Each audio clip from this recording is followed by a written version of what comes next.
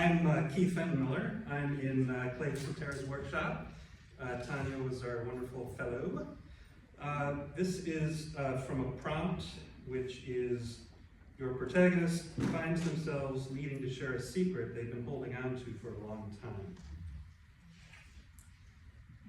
Officially, the University of Grunwald had banned our version of sword fighting. We didn't wear protective gear. Bleeding was the entire point. Just two men a couple feet apart, intent on lacerating each other's faces.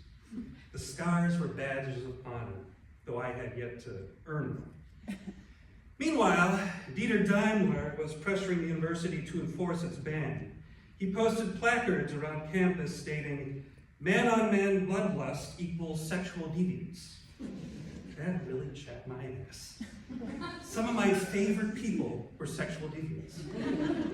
So, one day in 1920, I dragged Dieter to the boiler room, sat him in a rickety armchair, and demanded that he justify his anti-fencing fixation. He had the gall to accuse me of a fixation on blood. He said my compulsion to penetrate a man's flesh with pointy metal was a classic sublimation of latent homosexual urges. He claimed I subconsciously envied a woman's red flow.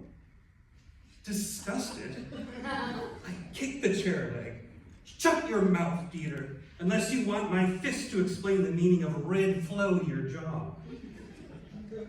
"Do your worst, Casper," he said with resignation. "Punch my face, break my arm, better yet, slit my throat.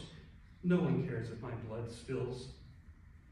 What was wrong with him? I bent forward and rested my hands on the arm of the chair. He had wide eyes, a stubby nose, downturned lips, and the tiniest ears I've ever seen on a human being, babies included. With his cropped mat of gray-brown hair and sparse whiskers, he had the air of a bedraggled rodent.